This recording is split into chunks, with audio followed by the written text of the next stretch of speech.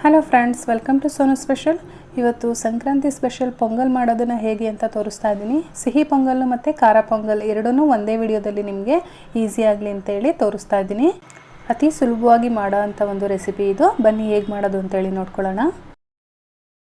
ನಾನು ಸ್ಟವ್ ಮೇಲೆ ಒಂದು ಕಡಾಯಿ ಇಟ್ಕೊಂಡಿದ್ದೀನಿ. ಅದಕ್ಕೆ ಒಂದು ಸಣ್ಣ ಕಪ್ಪಲ್ಲಿ 3/4 ಕಪ್ಪಷ್ಟು ಹೆಸರು ಬೇಳೆ ಹಾಕೋತಾ ಇದ್ದೀನಿ. ಇದನ್ನು ನಾವು ತುಂಬ ಹೊತ್ತು ಹುರ್ಕೊಳ್ಳೋ ಅಂಥ ಅವಶ್ಯಕತೆ ಇಲ್ಲ. 1 ರಿಂದ 2 ನಿಮಿಷಗಳ ಕಾಲ ಮೀಡಿಯಮ್ ಫ್ಲೇಮಲ್ಲಿ ಇಟ್ಕೊಂಡು ಹುರ್ಕೊಂಡ್ರೆ ಸಾಕಾಗುತ್ತೆ.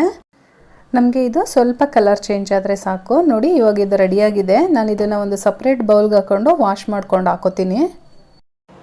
ಇವಾಗ ನಾನು ಇಲ್ಲೊಂದು ಕುಕ್ಕರ್ ಇಟ್ಕೊಂಡಿದ್ದೀನಿ. ಈ ಕುಕ್ಕರ್ ಒಳಗಡೆ ನಾವು ಈಗೇನು ಡ್ರೈ ರೋಸ್ಟ್ ಮಾಡ್ಕೊಂಡ್ವಿ ಆ ಬೇಳೆಗಳನ್ನೆಲ್ಲ ತೊಳ್ಕೊಂಡು ಇದರೊಳಗಡೆ ಹಾಕೋತಾ ಇದ್ದೀನಿ. ಹಾಗೆ ಇದ್ರ ಜೊತೆಗೆ ನಾನು ಯಾವ ಕಪ್ ಅಳತೆನಲ್ಲಿ ಬೇಳೆಗಳನ್ನ ತೊಗೊಂಡಿದ್ನೋ ಅದೇ ಕಪ್ ಅಳತೆನಲ್ಲಿ 1 ಕಪ್ಪು ಅಕ್ಕಿ ತೊಗೋತಾ ಇದ್ದೀನಿ. ಇದನ್ನು ಕೂಡ ಒಂದು ಬೌಲಲ್ಲಿ ಹಾಕ್ಕೊಂಡು ವಾಶ್ ಮಾಡಿಕೊಂಡು ಇದರೊಳಗಡೆ ಹಾಕೋತಾ ಇದ್ದೀನಿ. ನಾನು ಸಿಹಿ ಪೊಂಗಲ್ಲು ಮತ್ತು ಖಾರ ಪೊಂಗಲ್ಲು ಎರಡೂ ಮಾಡ್ತಿರೋದ್ರಿಂದ 1 ಕಪ್ ತೊಗೊಂಡಿದ್ದೀನಿ. ನೀವೇನಾದರೂ ಒಂದೇ ಮಾಡೋದಾದರೆ ನಿಮಗೆ ಇಷ್ಟೊಂದು ಬೇಕಾಗಲ್ಲ. ಇವಾಗ ಮತ್ತೆ ನಾನು ಅದೇ ಕಪ್ಪಲ್ಲಿ ಇದರಲ್ಲಿ 5 ಕಪ್ ನೀರನ್ನು ಇದರೊಳಗಡೆ ಹಾಕ್ತಾಯಿದ್ದೀನಿ. ನಾವು ತೊಗೊಂಡಿರೋ ಇಷ್ಟ ಅಳತೆನಲ್ಲೇ ನಮಗೆ 2 ರಿಂದ 3 ಜನಕ್ಕಾಗೋವಷ್ಟು ಇದು ರೈಸ್ ಆಗುತ್ತೆ. ಏಕೆಂದರೆ ನಾವು ತೆಳುವಾಗಿ ಮಾಡೋದ್ರಿಂದ ಸ್ವಲ್ಪ ಜಾಸ್ತಿನೇ ಆಗುತ್ತೆ. ನೀವು ನೀರು ಸ್ವಲ್ಪ ಜಾಸ್ತಿ ಹಾಕ್ಕೊಂಡ್ರೂ ಕೂಡ ಏನೂ ಆಗೋಲ್ಲ. ಏಕೆಂದರೆ ನಾವು ತೆಳುವಾಗಿ ಮಾಡೋದ್ರಿಂದ ನೀರು ಸ್ವಲ್ಪ ಜಾಸ್ತಿ ಆದ್ರೂ ಏನು ತೊಂದರೆ ಇಲ್ಲ. ನೀರೆಲ್ಲ ಹಾಕಾದ್ಮೇಲೆ ಒಂದು ಸಲ ಚೆನ್ನಾಗಿ ಮಿಕ್ಸ್ ಮಾಡಿಬಿಟ್ಟು ಒಂದು ಲಿಡ್ ಕ್ಲೋಸ್ ಮಾಡಬೇಕಾಗುತ್ತೆ. ಲಿಡ್ ಕ್ಲೋಸ್ ಮಾಡಿ ನಾವು ಇದರಲ್ಲಿ 3 ವಿಷಲ್ ತೊಗೊಳ್ಳೋಣ. ನೋಡಿ, ನಾನಿಲ್ಲಿ 3 ವಿಷಲ್ ಆದಮೇಲೆ ಲಿಡ್ ಓಪನ್ ಮಾಡಿ ತೋರಿಸ್ತಾ ಇದ್ದೀನಿ. ನೀಟಾಗಿ ಕರೆಕ್ಟಾಗಿ ಎಲ್ಲ ಬೆಂದಿದೆ. ಈ ರೀತಿ ನಮಗೆ ಮುದ್ದೆ ರೀತಿ ಆಗಬೇಕು. ಅದು ಉದುರಾಗಿರಬಾರ್ದು. ಈ ರೀತಿ ಸಾಫ್ಟಾಗಿ ಬೆಂದಿರಬೇಕು. ಇವಾಗ ನಾನಿಲ್ಲಿ ಸಿಹಿ ಪೊಂಗಲ್ ಕೂಡ ಇದರಲ್ಲೇ ಮಾಡ್ತಾ ಇರೋದ್ರಿಂದ ನಾನು ಸ್ವಲ್ಪ ಒಂದು ಬೌಲಷ್ಟು ನನಗೆ ಎಷ್ಟು ಬೇಕೋ ಸಿಹಿ ಪೊಂಗಲ್ ಮಾಡೋಕ್ಕೆ ಅಷ್ಟು ಭಾಗನ ನಾನು ಒಂದು ಬೌಲ್ಗೆ ಎತ್ತಿಟ್ಕೋತೀನಿ. ಸಿಹಿ ಪೊಂಗಲ್ಲು ಮತ್ತು ಖಾರ ಪೊಂಗಲ್ಲು ಎರಡನ್ನೂ ಮಾಡಲೇಬೇಕು ಅಂತ ಹೇಳೋರು ಈ ರೀತಿ ಪ್ರೊಸೀಜರ್ನ ಫಾಲೋ ಮಾಡಿ. ತುಂಬಾ ಈಸಿ ಇರುತ್ತೆ ಮತ್ತು ಟೈಮ್ ಕೂಡ ಉಳಿತಾಯ ಆಗುತ್ತೆ. ನಾನಿವಾಗ ಮೊದಲು ಸಿಹಿ ಪೊಂಗಲ್ ರೆಡಿ ಮಾಡ್ಕೋತೀನಿ. ಈಗ ನಾನು ಯಾವ ಕಪ್ಪಲ್ಲಿ ಅಕ್ಕಿ ಬೇಳೆ ಎಲ್ಲ ತೊಗೊಂಡಿದ್ದೋ ಅದೇ ಕಪ್ಪಲ್ಲಿ ಬೆಲ್ಲ ಕೂಡ ತೊಗೊಂಡಿದ್ದೀನಿ. ನಾನಿಲ್ಲಿ ಉಂಡೆ ಬೆಲ್ಲ ತೊಗೊಂಡಿದ್ದೀನಿ. ಅದಕ್ಕೆ ಸ್ವಲ್ಪ ಅರ್ಧ ಕಪ್ಪಷ್ಟು ನೀರು ಹಾಕ್ಕೊಂಡು ಈ ಬೆಲ್ಲ ಎಲ್ಲ ಕರಗಿಸ್ಕೊತಾ ಇದ್ದೀನಿ. ನಮಗೆ ಬೆಲ್ಲ ಈ ರೀತಿ ಸ್ವಲ್ಪ ಕರಗಿದ್ರೆ ಸಾಕು. ಅದೇನು ಪಾಕ ಬರೋ ಅಂಥ ಅವಶ್ಯಕತೆ ಏನಿಲ್ಲ. ಇವಾಗ ನೋಡಿ, ನಾನಿಲ್ಲಿ ಒಂದು ಕಡಾಯಿ ಇಟ್ಕೋತಾ ಇದ್ದೀನಿ. ಈ ಕಡಾಯಿಗೆ ನಾವು ಏನು ಎತ್ತಿಟ್ಕೊಂಡಿದ್ವಿ ಬೌಲಲ್ಲಿ ರೈಸು ಅದನ್ನು ಇದರೊಳಗಡೆ ಹಾಕೋತಾ ಇದ್ದೀನಿ.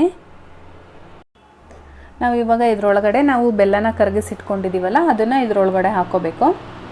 ನಾನಿಲ್ಲಿ ಒಂದು ಜಾಲರಿ ಮೂಲಕ ಇದನ್ನು ಶೋಧಿಸ್ಕೊತಾ ಇದ್ದೀನಿ. ಅದರಲ್ಲಿ ಕಸ ಎಲ್ಲ ಇರುತ್ತಲ್ಲ, ಹಾಗಾಗಿ ಇವಾಗ ಇದನ್ನೊಂದ್ಸರಿ ನೀಟಾಗಿ ಮಿಕ್ಸ್ ಮಾಡ್ಕೊಳ್ಳೋಣ. ನಮಗೆ ಇನ್ನೂ ತೆಳುವಾಗಿ ಬೇಕು ಅಂತ ಅಂದರೆ ನಮಗೆ ಕನ್ಸಿಸ್ಟೆನ್ಸಿ ನೋಡಿಕೊಂಡು ನಾವು ಬೇಕಾದರೆ ಇದರೊಳಗಡೆ ನೀರು ಕೂಡ ಹಾಕೋಬೋದು. ಈ ರೀತಿ ಎಲ್ಲ ಚೆನ್ನಾಗಿ ಮಿಕ್ಸ್ ಮಾಡಾದಮೇಲೆ ನಾವು ಲೋ ಫ್ಲೇಮ್ ಮಾಡಿಕೊಂಡು ಇದನ್ನು ಸ್ವಲ್ಪ ಹೊತ್ತು ಕುದಿಯೋಕ್ಕೆ ಬಿಡಬೇಕಾಗತ್ತೆ. ಅಷ್ಟರೊಳಗೆ ನಾವಿಲ್ಲಿ ಇದಕ್ಕೆ ಏನೇನು ಬೇಕು ಒಗ್ಗರಣೆಗೆ ಅದನ್ನು ರೆಡಿ ಮಾಡ್ಕೊಳ್ಳೋಣ. ಇವಾಗ ನಾನು ಇದನ್ನು ಪಕ್ಕದಲ್ಲಿರೋ ಬರ್ನರ್ಗೆ ಟ್ರಾನ್ಸ್ಫರ್ ಮಾಡ್ತೀನಿ ಈ ಪಾತ್ರೆನ. ಇವಾಗ ಈ ಒಲೆ ಮೇಲೆ ನಾನು ಒಂದು ಚಿಕ್ಕದು ಕಡಾಯಿ ಇಟ್ಕೊಂಡು ಇದರಲ್ಲಿ ಒಂದು 2 ಟೇಬಲ್ ಸ್ಪೂನಷ್ಟು ತುಪ್ಪ ಹಾಕ್ತಾಯಿದ್ದೀನಿ. ತುಪ್ಪ ಕಾಯ್ದ ಮೇಲೆ ಇದಕ್ಕೆ ಗೋಡಂಬಿಗಳು ಹಾಕ್ತಾಯಿದ್ದೀನಿ. ಒಂದು 12 ರಿಂದ 15 ಗೋಡಂಬಿ ತೊಗೊಂಡಿದ್ದೀನಿ. ಗೋಡಂಬಿ ಹಾಕಿ ಒಂದು 30 ಸೆಕೆಂಡು ಫ್ರೈ ಮಾಡ್ಕೋಬೇಕಾಗತ್ತೆ. ಗೋಡಂಬಿ ಸ್ವಲ್ಪ ಕಲರ್ ಚೇಂಜ್ ಆಗಬೇಕು, ಅಲ್ಲಿವರೆಗೂ ನಾವು ಫ್ರೈ ಮಾಡಬೇಕಾಗತ್ತೆ. ಇವಾಗ ನೋಡಿ, ನಾನು ಅದರೊಳಗಡೆ ಒಣದ್ರಾಕ್ಷಿ ಕೂಡ ಹಾಕೋತಾ ಇದ್ದೀನಿ. ಇವಾಗ ಇದೆರಡನ್ನೂ ಕೂಡ ನೀಟಾಗಿ ನಾವು ಫ್ರೈ ಮಾಡಿಕೊಂಡು ನೋಡಿ, ಇವಾಗ 2 ಕೂಡ ಆಗಿದೆ. ಇವಾಗ ಇದನ್ನು ನಾವು ಡೈರೆಕ್ಟಾಗಿ ನಾವೇನು ಪೊಂಗಲ್ ರೆಡಿ ಮಾಡಿಟ್ಟಿದ್ದೀವಿ ಅದರೊಳಗಡೆ ಹಾಕ್ಕೊಳ್ಳೋಣ. ಇದರೊಳಗಡೆ ಎಲ್ಲ ಹಾಕ್ಕೊಂಡು ಚೆನ್ನಾಗಿ ಒಂದ್ಸರಿ ಮಿಕ್ಸ್ ಮಾಡ್ಕೊಳ್ಳೋಣ. ಲೋ ಮೀಡಿಯಮ್ ಫ್ಲೇಮಲ್ಲಿ ಇಟ್ಕೊಂಡು ಮಿಕ್ಸ್ ಮಾಡ್ಕೊಳ್ಳಿ. ಇವಾಗ ಇದನ್ನೆಲ್ಲ ನೀಟಾಗಿ ಒಂದ್ಸರಿ ಮಿಕ್ಸ್ ಮಾಡ್ಕೊಂಡಾದಮೇಲೆ ನಾನು ಇದಕ್ಕೆ ಒಂದು 1/4 ಟೀ ಸ್ಪೂನಷ್ಟು ಏಲಕ್ಕಿ ಪೌಡ್ರು ಹಾಕ್ತಾಯಿದ್ದೀನಿ. ಹಾಗೆ ಒಂದು 2 ಟೇಬಲ್ ಸ್ಪೂನಷ್ಟು ಕೊಬ್ಬರಿ ತುರಿ ಹಾಕ್ತಾಯಿದ್ದೀನಿ. ನಿಮಗೇನಾದರೂ ತುಂಬ ಗಟ್ಟಿ ಆಗ್ತಾ ಇದೆ ಅನಿಸಿದ್ರೆ ಇದಕ್ಕೆ ಸ್ವಲ್ಪ ಒಂದು ಅರ್ಧ ಕಪ್ಪಷ್ಟು ನೀರನ್ನು ಆ್ಯಡ್ ಮಾಡ್ಕೊಳ್ಳಿ. ನಾನು ಇದಕ್ಕೆ ಸುಮಾರಾಗಿ 1 ಟೀ ಸ್ಪೂನಷ್ಟು ಮತ್ತೆ ನಾನು ತುಪ್ಪ ಹಾಕ್ಕೊಂಡಿದ್ದೀನಿ. ಇವಾಗ ನೋಡಿ, ರೆಡಿಯಾಗಿದೆ ಇದು. ಸ್ನೇಹಿತರೆ, ಸಿಹಿ ಪೊಂಗಲ್ ರೆಡಿಯಾಗಿದೆ. ನಾವು ಇವಾಗ ಇದನ್ನೊಂದು ಸೈಡಲ್ಲಿ ಎತ್ತಿಟ್ಕೊಂಡು ಖಾರ ಪೊಂಗಲ್ ರೆಡಿ ಮಾಡ್ಕೊಳ್ಳೋಣ. ಇವಾಗ ನಾವಿಲ್ಲಿ ಕುಕ್ಕರಲ್ಲಿ ಇತ್ತಲ್ಲ ರೈಸ್, ಅದರೊಳಗಡೆ ನಾನು ಮತ್ತೆ 1 ಕಪ್ಪು ನೀರು ಆ್ಯಡ್ ಮಾಡ್ತಾ ಇದ್ದೀನಿ. ನೀವು ಕೋಲ್ಡ್ ವಾಟರ್ ಆದರೂ ಯೂಸ್ ಮಾಡ್ಬೋದು ಅಥವಾ ನೀರನ್ನ ಕಾಯಿಸ್ಕೊಂಡು ಕೂಡ ಯೂಸ್ ಮಾಡ್ಬೋದು. ಇವಾಗ ನೀರು ಹಾಕ್ಕೊಂಡು ಎಲ್ಲ ಒಂದ್ಸರಿ ಚೆನ್ನಾಗಿ ಮಿಕ್ಸ್ ಆದಮೇಲೆ ನಾನು ಇದಕ್ಕೆ ಒಂದು 3 ಟೇಬಲ್ ಸ್ಪೂನಷ್ಟು ಕೊಬ್ಬರಿ ತುರಿನ ಹಾಕ್ತಾ ಇದ್ದೀನಿ. ಹಾಗೆ ರುಚಿಗೆ ತಕ್ಕಷ್ಟು ಉಪ್ಪನ್ನು ಕೂಡ ಹಾಕ್ತಾ ಇದ್ದೀನಿ. ಇವಾಗ ಎರಡನ್ನೂ ಚೆನ್ನಾಗಿ ಒಂದ್ಸರಿ ಮಿಕ್ಸ್ ಮಾಡಿಕೊಂಡು ನಾವು ಇದನ್ನು ಸಣ್ಣ ಊರಿನಲ್ಲಿ ಕುದಿಯೋದಕ್ಕೆ ಇಡಬೇಕಾಗತ್ತೆ. ಆ ಕಡೆ ಅದು ಕುದಿಯೋಕೆ ಇಟ್ಟಿದ ಮೇಲೆ ನಾವು ಈ ಕಡೆ ಇನ್ನೊಂದು ಚಿಕ್ಕ ಕಡಾಯಿನ ತೊಗೊಂಡು ನಾನು ಆವಾಗಲೇ ಸಿಹಿ ಪೊಂಗಲ್ಗೆ ಏನು ಒಗ್ಗರಣೆ ಹಾಕ್ಕೊಂಡಿದ್ದೆ ಅದಕ್ಕೇ ಹಾಕೋತಾ ಇದ್ದೀನಿ. ಇವಾಗ ಇದಕ್ಕೆ ಒಂದು 2 ಟೀ ಸ್ಪೂನಷ್ಟು ತುಪ್ಪ ಹಾಕಿದ್ದೀನಿ. ಹಾಗೆ ಒಂದು 2 ಟೀ ಸ್ಪೂನಷ್ಟು ಎಣ್ಣೆ ಹಾಕ್ಕೊಂಡಿದ್ದೀನಿ. ಇದಕ್ಕೆ ಇವಾಗ ಒಂದು 1/4 ಟೀ ಸ್ಪೂನಷ್ಟು ಸಾಸಿವೆ ಮತ್ತು ಒಂದು ಅರ್ಧ ಟೀ ಸ್ಪೂನಷ್ಟು ಜೀರಿಗೆ ಹಾಕ್ಕೊಂಡಿದ್ದೀನಿ. ಇವಾಗ ಇದಕ್ಕೆ ನಾನು ಒಂದು 8 ರಿಂದ 10 ಗೋಡಂಬಿ ಹಾಕ್ತಾಯಿದ್ದೀನಿ.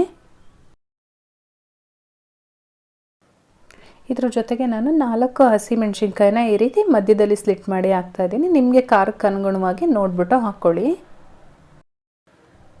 ಇದನ್ನೆಲ್ಲ ಸ್ವಲ್ಪ ಚೆನ್ನಾಗಿ ಮಿಕ್ಸ್ ಮಾಡ್ಕೋಬೇಕಾಗತ್ತೆ.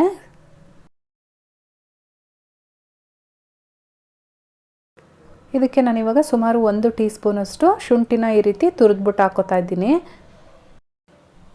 ಹಾಗೆ ಇದ್ರ ಜೊತೆಗೆ ನಾನು ಒಂದು 10 ರಿಂದ 12 ಕಾಳು ಮೆಣಸು ಕಾಳುಗಳನ್ನ ಹಾಕೋತಾ ಇದ್ದೀನಿ. ಇದನ್ನು ಜಜ್ಜಿ ಪುಡಿ ಮಾಡಿ ಹಾಕೋದೇನು ಬೇಡ, ಹಾಗೆ ಉಂಡೆ ಕಾಳನ್ನೇ ಹಾಕಬೇಕಾಗತ್ತೆ. ಮತ್ತು ಇದಕ್ಕೆ ನಾನೊಂದು 1/4 ಟೀ ಸ್ಪೂನಷ್ಟು ಇಂಗು ಕೂಡ ಹಾಕ್ತಾಯಿದ್ದೀನಿ. ಇವಾಗ ಇದನ್ನೆಲ್ಲ ಒಂದ್ಸರಿ ಚೆನ್ನಾಗಿ ಮಿಕ್ಸ್ ಮಾಡ್ಕೊಳ್ಳೋಣ. ಇವಾಗ ಇದಕ್ಕೆ ನಾನೊಂದು ಅರ್ಧ ಟೀ ಸ್ಪೂನಷ್ಟು ಅರಿಶಿನ ಪುಡಿ ಹಾಕ್ತಾಯಿದ್ದೀನಿ. ಅರಿಶಿನ ಪುಡಿ ಹಾಕ್ಕೊಂಡು ಚೆನ್ನಾಗಿ ಒಂದ್ಸರಿ ಮಿಕ್ಸ್ ಮಾಡ್ಕೋಬೇಕು. ಫ್ರೆಂಡ್ಸ್, ಒಗ್ಗರಣೆ ಇವಾಗ ರೆಡಿಯಾಗಿದೆ. ನಾವಿವಾಗ ಅನ್ನ ಮತ್ತು ಬೇಳೆನ ಕುದಿಯೋದಕ್ಕೆ ಇಡ್ತೀವಲ್ಲ ಅದರೊಳಗಡೆ ಇದನ್ನು ಡೈರೆಕ್ಟಾಗಿ ಹಾಕ್ಕೊಳ್ಳೋಣ. ನೋಡಿ, ಇದರೊಳಗಡೆ ಹಾಕ್ಕೊಂಡಾದ್ಮೇಲೆ ನಾವು ಚೆನ್ನಾಗಿ ಒಂದ್ಸರಿ ಮಿಕ್ಸ್ ಮಾಡ್ಕೋಬೇಕಾಗತ್ತೆ. ಇಲ್ಲೂ ಕೂಡ ಅಷ್ಟೇ, ನಿಮಗೆ ಎಷ್ಟು ಕನ್ಸಿಸ್ಟೆನ್ಸಿ ನೋಡಿಕೊಂಡು ನೀವು ನೀರು ಹಾಕ್ಕೋಬೇಕಾಗತ್ತೆ. ಇವಾಗ ಇದು ನನಗೆ ಸರಿಯಾಗಿದೆ ಕನ್ಸಿಸ್ಟೆನ್ಸಿ. ಇವಾಗ ಇದರೊಳಗಡೆ ನಾನು ಲಾಸ್ಟಲ್ಲಿ ಸ್ವಲ್ಪ ಕೊತ್ತಂಬರಿ ಸೊಪ್ಪನ್ನ ಈ ರೀತಿ ಚಿಕ್ಕದಾಗಿ ಕಟ್ ಮಾಡಿಕೊಂಡು ಹಾಕ್ಕೋತಾ ಇದ್ದೀನಿ. ಇವಾಗ ರೆಡಿಯಾಗಿದೆ ಫ್ರೆಂಡ್ಸ್, ಖಾರ ಪೊಂಗಲ್ ಕೂಡ ರೆಡಿ ಆಯಿತು. ಕಲರ್ ಕೂಡ ತುಂಬಾ ಚೆನ್ನಾಗಿ ಬಂದಿದೆ, ತುಂಬ ಟೇಸ್ಟಿಯಾಗೂ ಕೂಡ ಇರುತ್ತೆ. ನೋಡಿದ್ರಲ್ಲ ಸ್ನೇಹಿತರೆ, ಇವತ್ತಿನ ರೆಸಿಪಿ ನಿಮಗೆಲ್ಲ ಇಷ್ಟ ಆಗಿದ್ರೆ ಲೈಕ್ ಮಾಡಿ, ಹಾಗೆ ನಿಮ್ಮ ಫ್ಯಾಮಿಲಿ ಮತ್ತು ಫ್ರೆಂಡ್ಸ್ ಜೊತೆ ಶೇರ್ ಮಾಡ್ಕೊಳ್ಳಿ. ಜೊತೆಗೆ ಹೇಗೆ ಬಂತು ಅಂತೇಳಿ ನನಗೆ ಕಾಮೆಂಟ್ ಮಾಡಿ ತಿಳಿಸಿ. ಹಾಗೆ ನನ್ನ ಚಾನಲ್ನ ಸಬ್ಸ್ಕ್ರೈಬ್ ಮಾಡೋದಂತೂ ಮರಿಬೇಡಿ ಫ್ರೆಂಡ್ಸ್. ನಾನು ಮತ್ತೆ ನಿಮಗೆ ಇನ್ನೊಂದು ಈಸಿ ರೆಸಿಪಿಯೊಂದಿಗೆ ಸಿಗ್ತೀನಿ. ಅಲ್ಲಿವರೆಗೂ bye bye, take care, thank you for watching.